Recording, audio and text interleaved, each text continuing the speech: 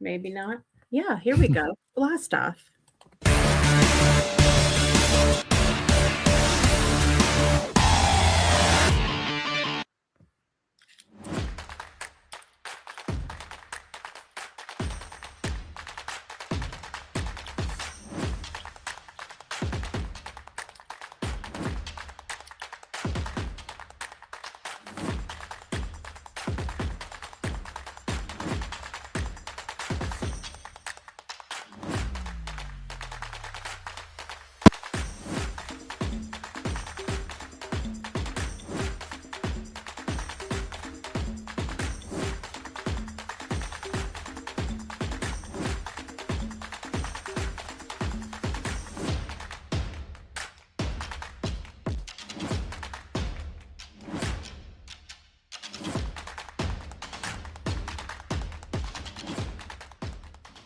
All right, everybody. Welcome to the Rippily Show. I'm your host, Jessica Dugas. Super excited to have you here with us for another episode today. I think we're on episode 5. We've got a whole month of episodes under our belts now, and we are continuing this week with our topic of design principles when it comes to building these virtual communities. And so last week, we kicked off our design principles series by talking about the user experience, what it feels like to enter a space, what makes people stay, what makes people leave. And today we're flipping it because now we're talking about something that, if I'm being honest, most people don't think about until it's too late. And that is the host and moderator experience, not just from the side of building, but for if you have other people coming into your space to moderate or lead an event. Because here's what happens. You design a beautiful space, right?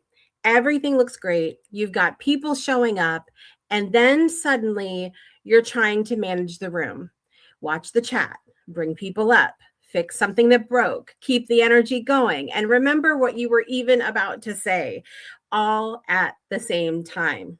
Anybody else can relate to that out here? And in that moment, it doesn't matter how nice your space looks. If it's stressful to run, if it is chaotic behind the scenes, if you're constantly reacting instead of leading, the experience starts to break down. Not just for you, but for everyone in the room. Because the truth is, your experience as the host is a big part of the experience. If you feel grounded, the room feels grounded. If you feel clear, the room feels clear. If you feel overwhelmed, everybody's going to start to feel it. So today we're diving into how to design your space in a way that actually supports you and your moderators. So you're not just surviving your events, you're actually enjoying them at the same time. Who would like to enjoy their events a little bit more? That's when the magic happens, everybody. So let's get into our episode today. Without further ado, one of our favorite people is here, everybody, and we always want to hear from our founder here at Rippily. Everybody, please welcome back to the show, Claudio Perrone. Hello. Hi. Hey, Jess. Hello. Yeah, everyone. Is it a great day to launch Rippily yet? We're close. We're really close. It might be tomorrow, right? So we're really close. It's exciting. It's exciting. Yeah. I'm running a lot of tests this day. This morning, actually, I had a showstopper, so I had to fix. And hopefully, if there's no showstopper, tomorrow could be the day. That's really exciting. Who is excited that tomorrow could be the day? Oh my goodness. This is thrilling because we've been I can't even say we've been waiting for this for a long time. It feels like a long time, but it really has not been very long. Can you remind everybody, for those that may be watching for the first time today, when did you first start building this platform? So I wrote the first line of code on December 1st. So that makes it 5 months, 5.5 months, which is now it feels like a long time because I made so much like early progress. And in the last, especially 3 weeks, I would say, had to, redesign a lot of stuff to make sure that, when money is involved, you want to be spectacularly precise, I guess, right? And so to maintain like a smooth experience, especially on the transition, and have a lot of edge cases to be tested and so on, that took a long time, and it's still taking a long time. Right. Right. Well, I mean, we obviously don't get to see from the developer side what is happening on your end, because a lot of us have been using the platform every day since we were first allowed to come on the platform. And so other than, little bugs that we report here and there, we don't really see what's happening on your side. What are those final things that you're finishing up as you get ready to launch? I mean, there's imagine this, right? So most of you, all of you, actually, are in a beta version where everything is allowed, unlimited resources. Now we're moving into a paid system where some of these resources become limited. So, but you need to have like a smooth transition from I have everything to what do I freeze? How can I swap? And what happens when I go from one tier to the next one? One thing is to go, if you go to the upper tier, it's completely different when you lower your tier, right? What am I going to do with those resources and so on? And so anyways, there's a lot of systems and a lot of moving parts where you need to take in account and respect everyone. So I had to, I guess last week I talked about these access groups that I call bubbles. They're now bubbles, right? So they are basically redesigned to allow more flexibility for people to, to allow people in their communities to have restricted, limited, or protected access to part of their communities.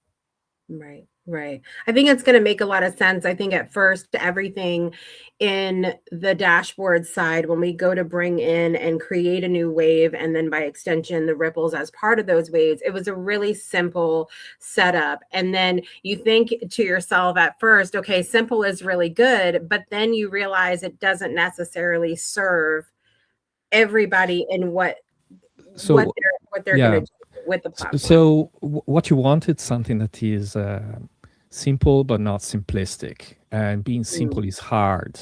It really is hard. Leonardo da Vinci used to say simplicity is the ultimate sophistication. And so that's really the real work is actually, I mean, it's complexity all the time emerges, especially when you add features, you do a lot of stuff. But that's actually the real work, at least on my side, is to keep the complexity at bay, to keep it, behind the interface, and something that is intuitive, simple to use, requires a lot of really hard work and evaluating options, especially like this last few weeks. Like I've been doing the same thing 4 or 5 times, no kidding, right? Because you try certain options, they don't work right away. You try different options, and these, bear in mind, these are not just technical problems. They are actually product design choices, opinions on how you go in certain directions, and you choose not to go in other directions, and so on. Right. Right. It definitely gives me a new appreciation, both when seeing what you are designing, but then even when I'm designing different ripples, especially as we started for the last three weeks, we've been doing variables in the Ripply dive, teaching variables. And it gives you, when you see how much goes into one little movement or one little feature, it really does give you a new appreciation for some of these things that seem so simple to us as we're using them, but there's 100 steps to make it simple for us to use it. Yeah, and it's in a way like it's like playing chess, right? You don't know exactly, you need to be several moves ahead. At least that's the way I always felt, right? Several moves ahead, where at some point, people who are using the platform will discover those opportunities and options. So there is that kind of idea of being well ahead. But on the other hand, is like also being a piano not player, but a piano maker, right? Where you don't know the kind of art that people will create on top of it. So that's what I find really exciting, right? Is often I know why I build things. What I'm not 100% sure is how people are going to use them. And I'm always curious about that. It's very exciting, even with what I've been teaching in the Ripley Dive. I'll teach something a certain way, and we'll learn a certain, feature of Ripley, and then people will show me their rooms after, and I'm always just blown away by the design choices, by the things that they choose to make a part of their experience. And so it's fun for me to get to see that as well, to get to see those things come to life. I want to move into our topic today, which is continuing our series on design principles. And today we're talking about the host and moderator experience. I want to bring a friend of ours up to the stage here with us today to chime in on this conversation as well. Peggy McCartha is here today, everybody. Hey, Peggy. Welcome back, Peggy. Always excited to be here. Always. And this is a topic that I am very close to. So I love this. I love it. I love it. Any initial thoughts about this topic, Claudio? Like, because we've heard from you about how you put in a lot from the developer standpoint for I mean, technically those of us that are builders are also your users. So it's kind of an interesting thing to think about in that way. Is there anything that you feel like is super important or has been important for you as you built this platform for those of us that are building for other people? There are maybe different ways to tackle this, right? But I'll give you my take on this, because I feel that, for example, Jessica, Peggy, a lot of the people in this room today, actually, they've been hosting. They know this role probably better than I do. It's not that I haven't been a host at all, right? So I lived that experience, and it's also one of the reasons why I started building Rippily. But in a way, I could talk about a lot of the features that Rippily has created to facilitate the work. But I would start with something different, which is this kind of idea that hosting to me is like, it's like a craft, right? It's like, I don't know, cooking or jazz. It can be learned, but definitely has to be practiced. And once we accept that, the conversation about, how would I design for hosts gets sharper, because I stopped thinking what button should I add or what feature should I add, and start asking what job is the host actually doing, and where does Rippily maybe creates friction, or where it could help. That to me is kind of the, giving a little bit of, I don't know, shout out, I guess, to all the people who are trying to host their communities.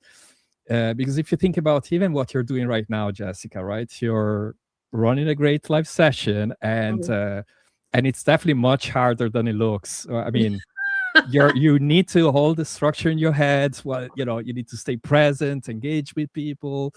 You need to decide, while people are talking, second by second, where to speak, where to hold back, how to read the room. There's a lot of things like that it doesn't come from the platform, right? Yeah. It comes from experience, right? And how you do things.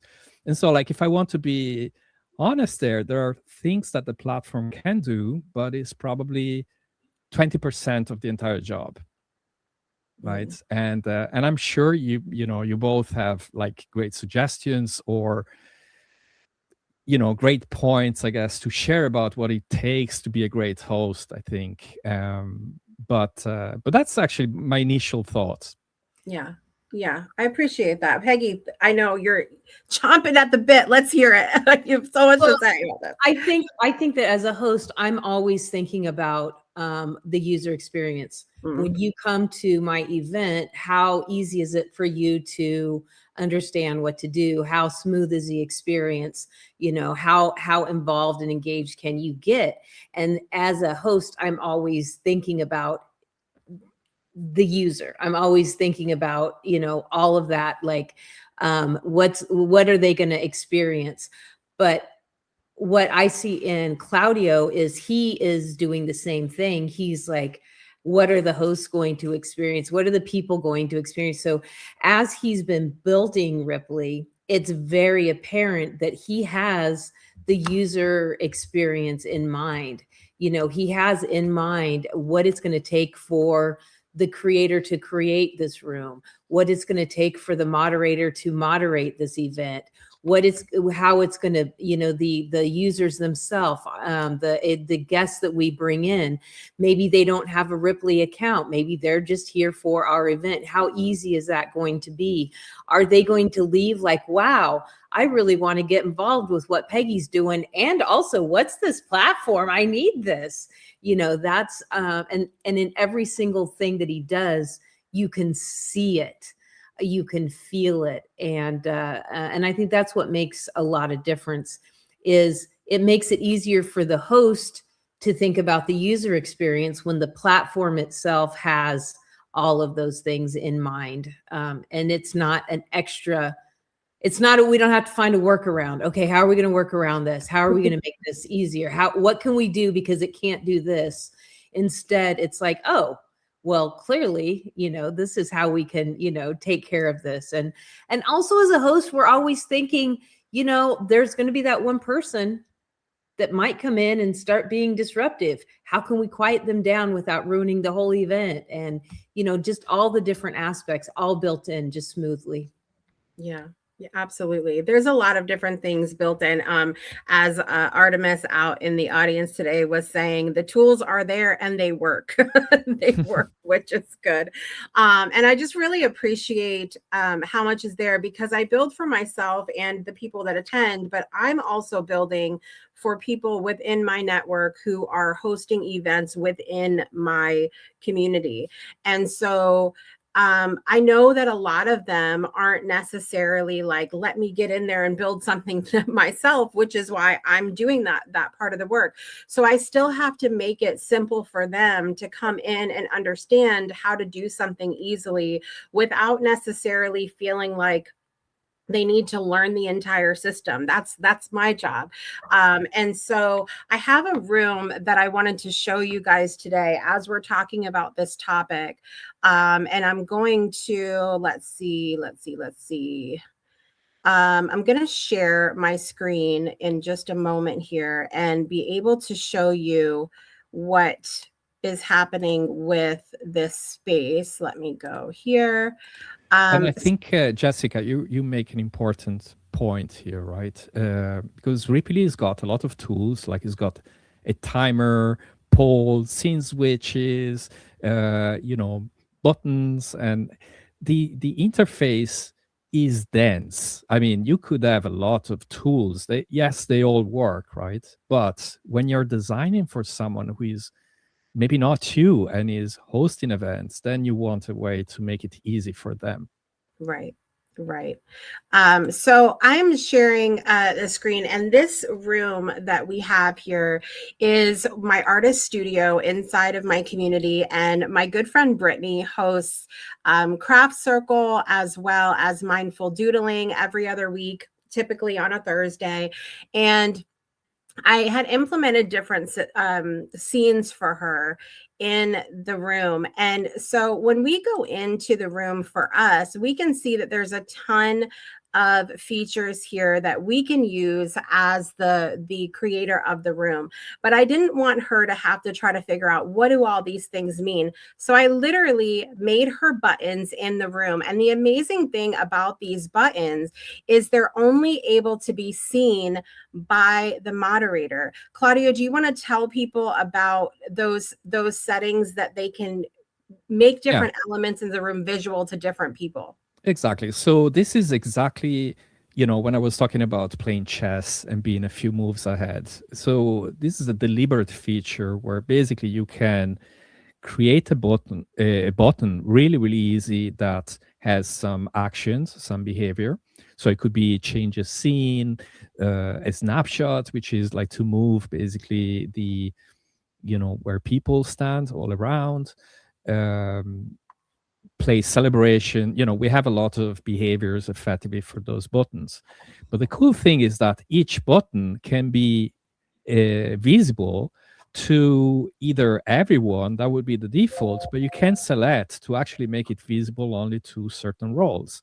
And so this idea of making the button visible to someone who has a role as moderator, with actions that are then visible to everyone else, makes it very easy for moderators to not have to go into different aspects of the interface, which are still there. And basically, you can just click that button to execute those predefined actions as you just did, right? And this is one of the ways where, you are I'm trying from the platform point of view to minimize the time it takes for a moderator to execute certain actions while everything else is going on, right? You have so many things to take care of. The last thing you want to do is to go through the interface to do certain actions that maybe are predefined. You may basically set up in advance. And we should really mention that you have given us so many shortcuts. Not only can you make a button like Jessica did, but you've also given us shortcut commands. Yes. And we won't spend, the whole day talking about that, but I just wanted, to let the people know that as that's one of the things when I say thinking of the user experience for the host, having a shortcut, having one button you can program to push and, all the things happen instead of going, okay, where is that? So it's really amazing. This is really a really thoughtful. good point. This is a really good point, Peggy, right? So, Jessica, maybe you can show it as well. Like when you type colon and you're a moderator, you are activating a panel. It's called a command panel that is dedicated to execute shortcuts, right? So you could do, I don't know, if you have scenes, you could do S and then N to say move to the next scene, or you can type the name and so on. But the great thing about it, and it's it's an explorable panel. So if you're a moderator or an editor, you can just type colon and that panel will come up. And to be honest, this comes from my early days as a developer with certain development tools, where, there is this kind of class of people like me who, if we can reduce the use of a mouse, the best, because we go faster. But having said that, it turns out that this command has a lot of uses, right? One is for moderators. It's also like a great, not affordance, but a great way, I guess, for anyone to, to be accessible. Mhm. But the panel itself has got commands that you can basically put on a Stream Deck, right? So for people who maybe have an Elgato Stream Deck, or there's a billion Chinese clones, I learned. And basically you could have these commands attached to buttons. There's a physical board that I have in front of me right now, in front of my keyboard, where I have color buttons. Where I click, they execute a moderator command. And that's super useful because now you have basically a command board for any room that you want to moderate. It's so fun with that because I have been sitting over here in jealousy that everyone has a Stream Deck except me. But then Our good friend Artemis, that's in the audience today, told me that there are free apps available that do it as well. As Elgato has their own. You can get a shortened, like a smaller version of it. And I had no idea this whole time. So now guess who has one on their phone? Me. Oh. And so it's very exciting. I'm not telling you it's programmed yet, but it is exciting to have that available. So definitely check that out as well.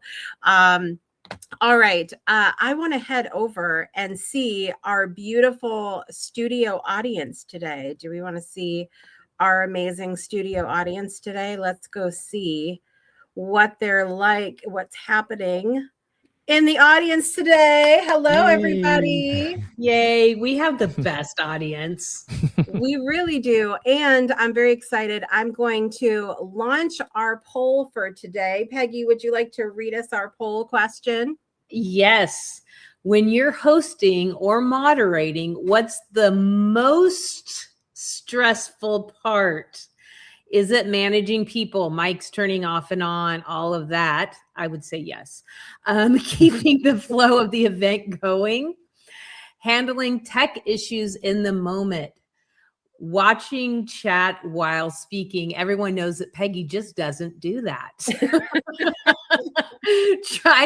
Doesn't even stress me out. I'm like, if you put it in the chat, I didn't see it. I'm trying to do everything all at once or something else. Let us know. Let us know. Anybody in the audience have anything that they want to chime in about this question today while we're waiting for our poll responses? Feel free to unmute if you would like. And we so far trying to do everything at once is winning by a landslide. I'm going to cast my vote because it's the dang mics that just stress me out. I'm like, oh my God, mute yourself. Oh my God, unmute yourself. Love it. I love it. All right. We've got about 35 seconds left for everybody to participate in our poll in the audience today. So definitely continue that while we're chatting. While we're waiting for the poll, I want to introduce to you guys an amazing person that is here today as our special guest. When we get into our ocean report segment today, she is the ocean, you guys. She's the whole ocean, and we're so excited that she's here. She has a space on Ripley that she calls the Pleasure Palace, everybody. And it's not what you might think. So we're going to hear from her coming up next. Everybody, please welcome to the show, Sang D. Woo! Sang in the house. Don't worry, Peggy. I'm trying to find the unmute button. Thank you. Yes, thank you. It's such a pleasure to be here. I'm so excited. I've been in the audience the whole time, since we've launched, I think, except for maybe one day, but like, it's just been so much fun to be here. It's so fun to have you here. We've been hanging out a lot since Ripley got started.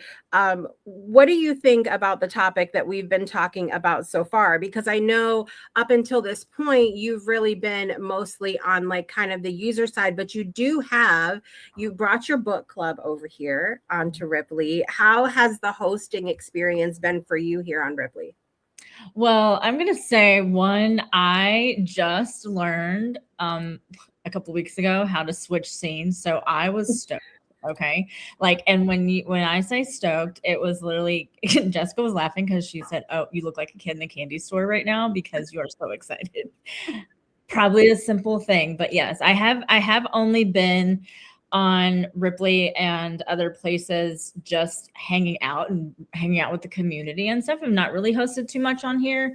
And so having hosted that, I will say tech things drive me nuts, right? The setup, the managing all the things, those are things that are just not in my pleasure wheelhouse at all. So it was really kind of hard for me to pick which one, because one, I don't want to do everything at once. I also don't care about unmuting and muting and whatever. Like, it's literally like, I feel like just whatever that is. But I do enjoy the ease that Claudio has created on here. even, I can go in and do a little few tweaky things, and I have something done in like 5 minutes, which would have taken me 17,200 hours before. And so I'm grateful for that. I am excited to learn. I just haven't put forth the effort to learn yet, because I do enjoy watching everybody come up with these new ideas and go, yeah, I like that. No, don't want that for myself. Just kind of enjoying it and learning what it's capable of doing. Absolutely. Absolutely. Peggy, you want to tell us what our poll results are real quick? Trying to do everything all at once. That is the winner. Or like by 80, by what did it say? 62%? 62%? Yeah. So over half of the audience is like, yeah, I don't like doing. And I ended up changing mine to the whole tech situation. If tech things go wonky in the middle of something, I will literally say, F this, I'm moving on. Like, somebody else come deal with some techie thing. And if I look like it's nice of you all to come, I'm out now. Like through it. And I don't, and the other thing that drives me bananas is when somebody's trying to tell me how to fix it in the middle of it. And I'm like, dude, I don't care. I don't have the capacity for that.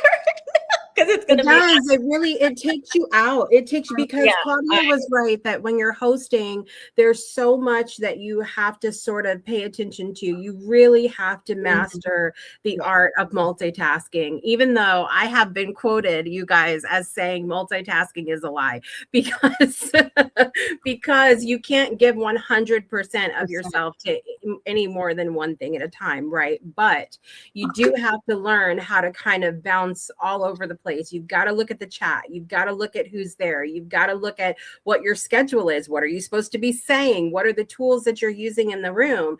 And so when a tech problem comes into play, which is why it's so important to have a stable platform like Rippily, when a tech problem comes in, it can completely take you out of your mind of what you're even supposed to be focusing on.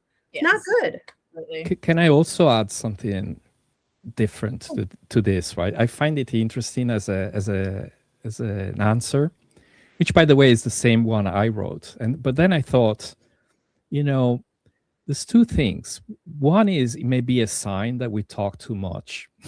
I think there is definitely one thing that hosts have to learn, a lot of hosts have to learn, including myself, is that we got to let other people talk. It reminds me of, I can't remember, there was a review, they were talking about acting, when especially like really good actors make other people shine. It's not just their lines, it's how they act, and they, it's this kind of, it's almost like selfless way to bring the conversation on. And so they manage to bring the best out of their partners. I think, if there is one thing I would take away from what I will ever say about hosts, is this one: learn to let others talk, because then you also have more time to deal with all the other stuff that comes around, right? But if you're taking over, and in addition to that, you have everything else, then it becomes really, really hard. Yeah, it's true. It's true.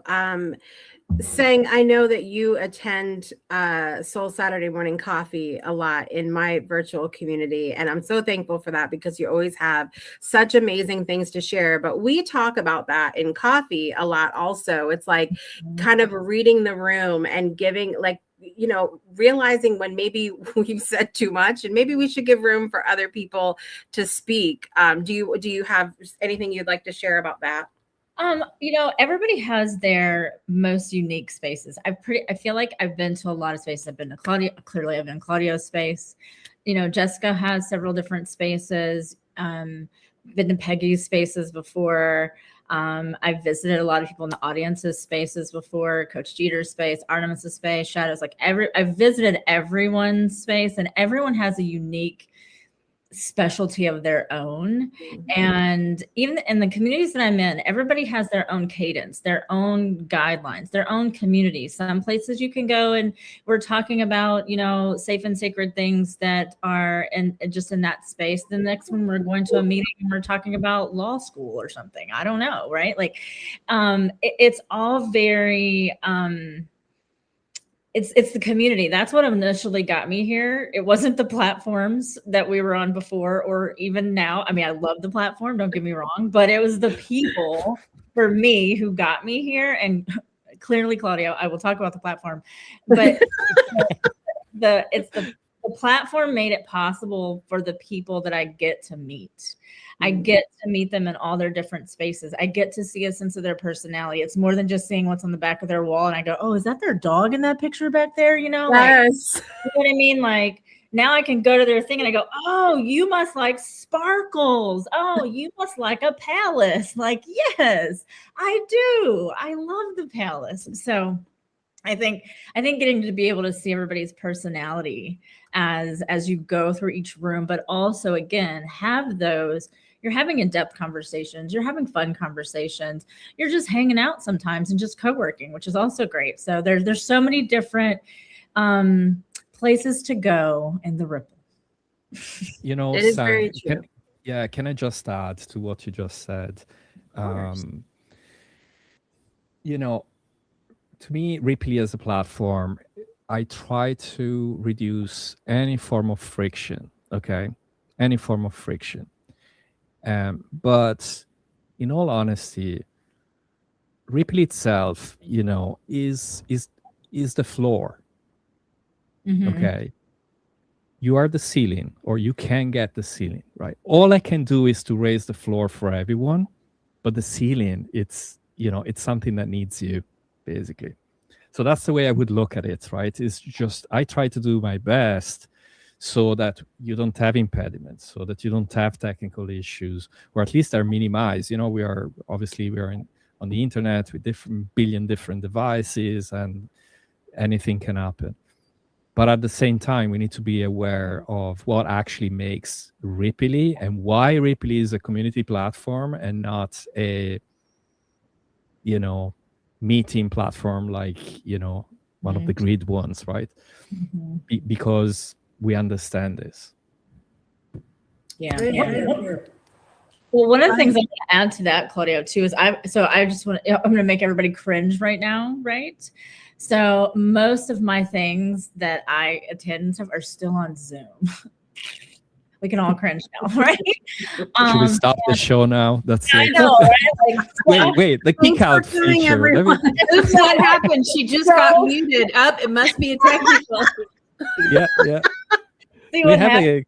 Muted in here. Well, it's because I've been over there, and most of the community, I've just not introduced them to the space over here yet, and just kind of building. As I've like my book club, I did bring them from. We actually started on a different platform and came over to this one, and so they were familiar with it, sort of.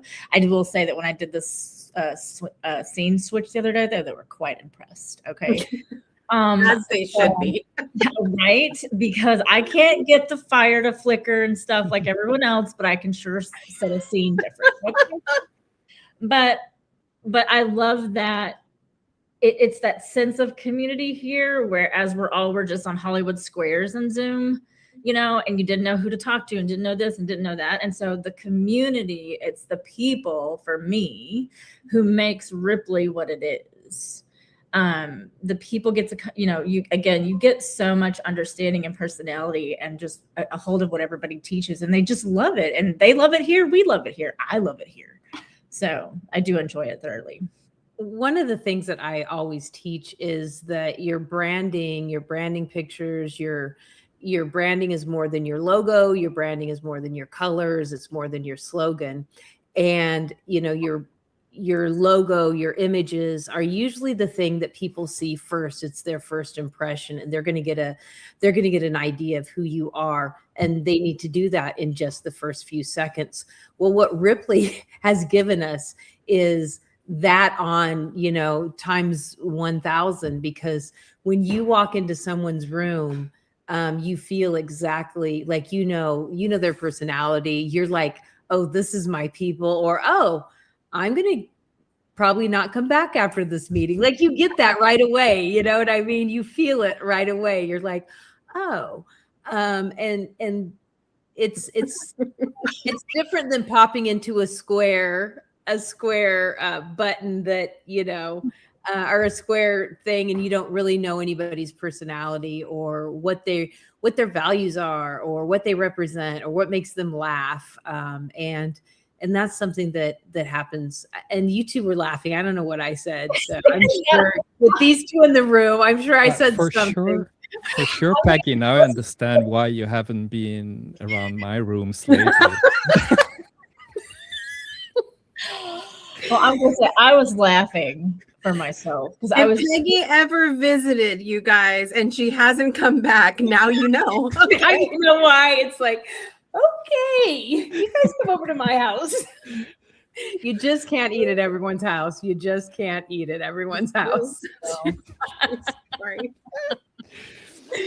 So funny. The things you learn at the show. Right. I wanted to ask, before I ask you a question about pleasure and what that means to you and how that ties into Rippily. But I want you guys to remember really quick that we have an amazing event that happens every Saturday at 11:30 a.m. Eastern time, where we get to dive into building things together here on Rippily and discovering all that's possible. Check it out.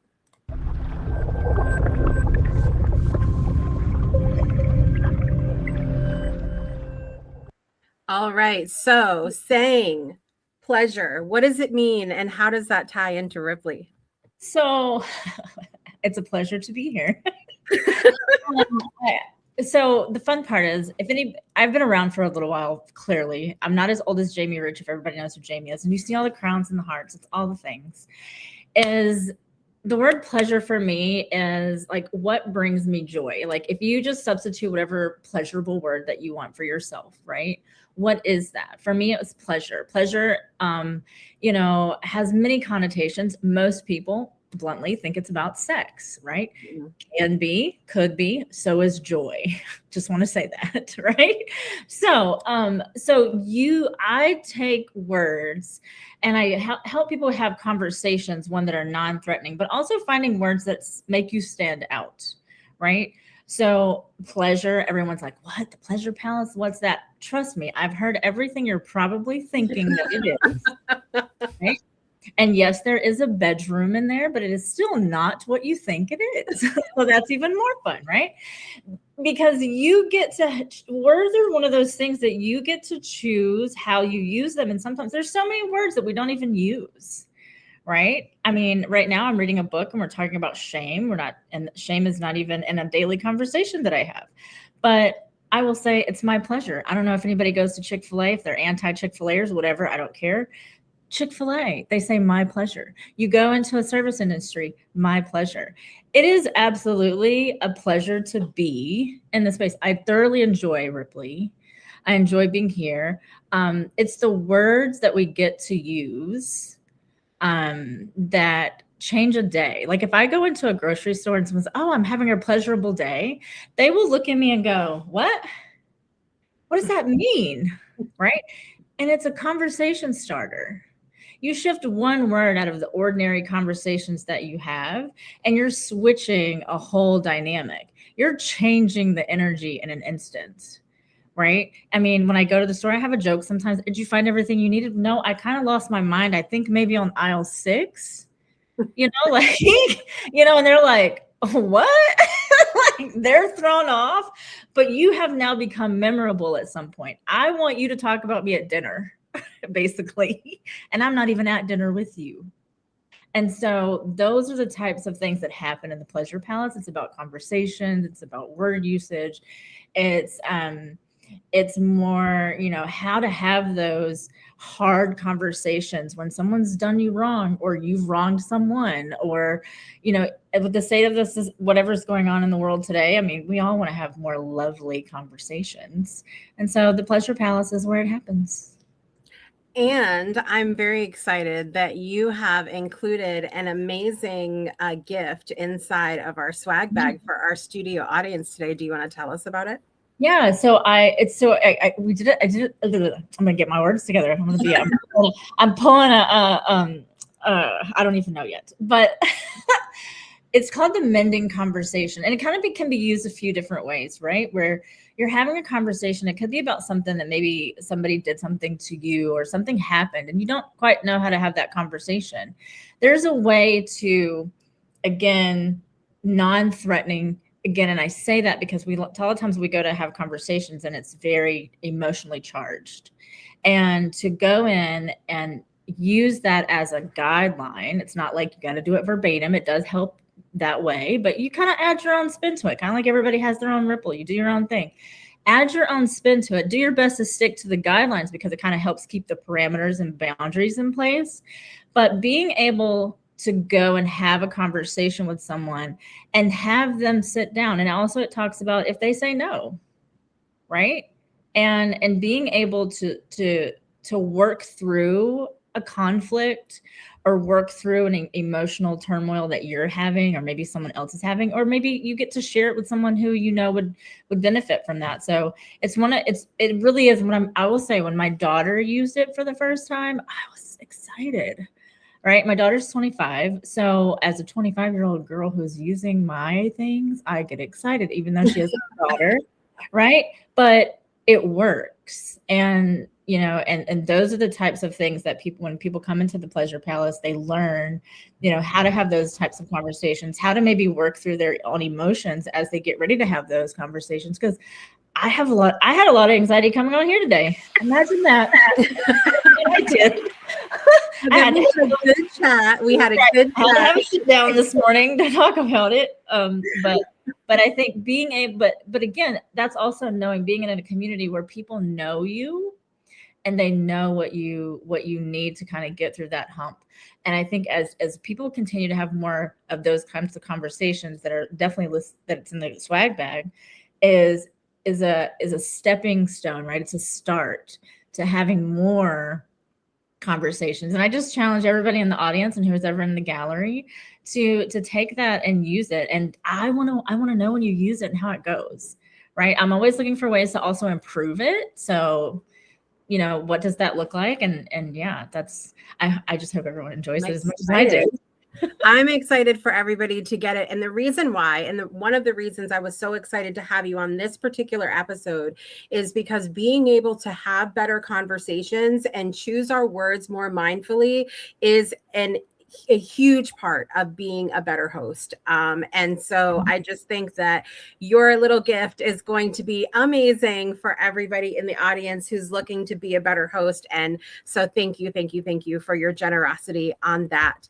We are at the end of the show, everybody, and I want to get some final words from everybody that is here. Peggy, would you like to kick us off? What are your final thoughts on designing for the Host Moderator Experience?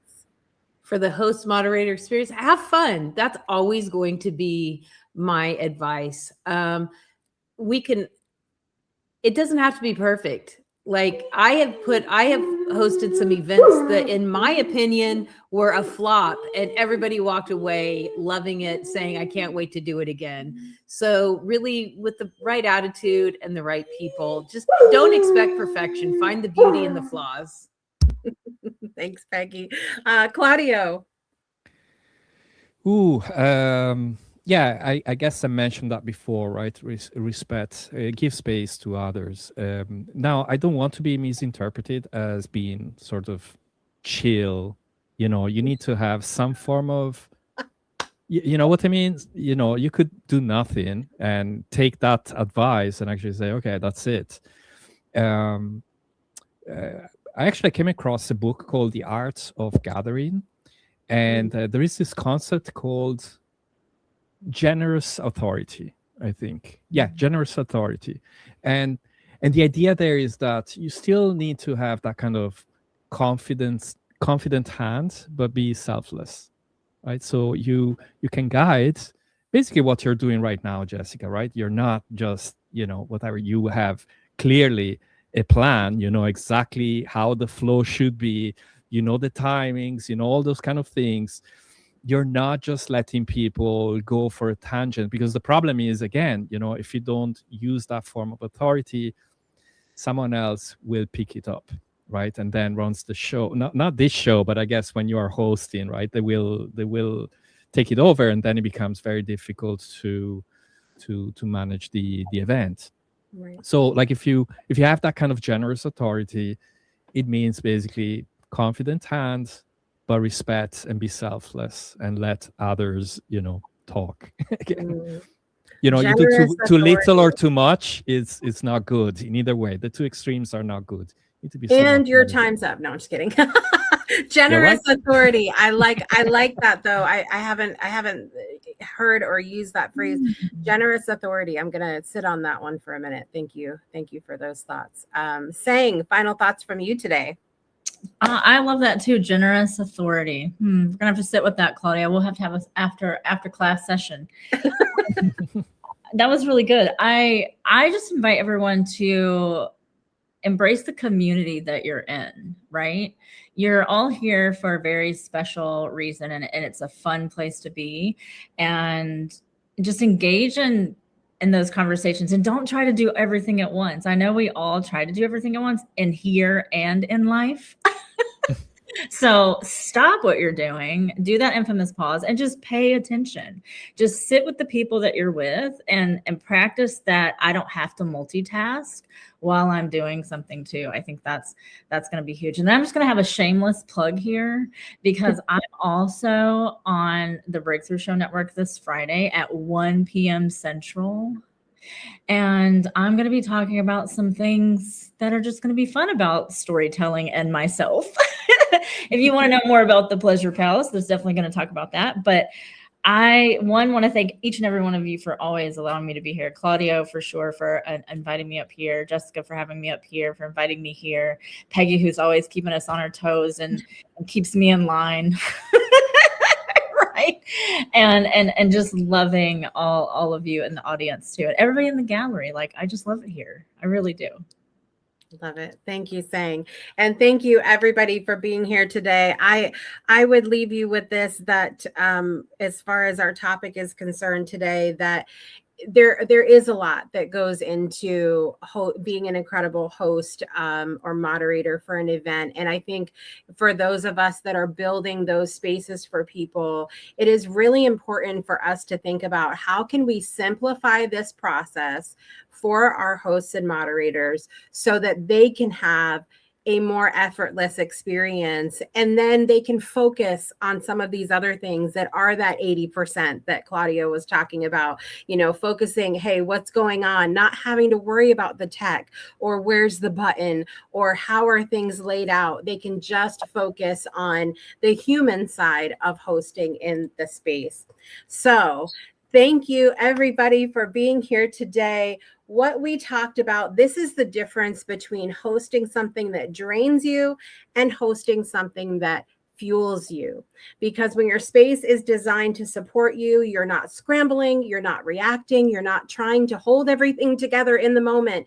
You're leading, you're present, you're connected, you're actually able to enjoy the spirit experience you created. And I just want to say this for everybody. I know that it feels like sometimes we have to, as the host, we have to be the one working hard and juggling all the things, but I give you permission today that you might not know you needed to enjoy the experiences that you get to enjoy it too. You get to be in it and have some fun. And so everything is going to shift for you when you shift into that space. If you are ready to take what we've been talking about and start building into your space, join us this Saturday, 11:30 a.m. Eastern time for the Rippily Dive. We finished up our 3-part series on variables, and now we'll be diving into some other fun things. So definitely come and enjoy some time together. And next week, we are continuing this series by going even deeper into design principles. We have an incredible guest for you next week. Surprise, surprise. And we're going to be talking about safety, privacy, and boundaries inside virtual spaces. Because once your space works for the user and works for you, the next question becomes, does it feel safe to fully show up there? So be sure that you tune back in for that. Until then, keep building smarter, keep creating with intention, and keep designing experiences that support not just the people in the room, but the person leading it too. And as always, we'll see you next week for another episode of The Rippily Show. See you next time, everybody. Bye.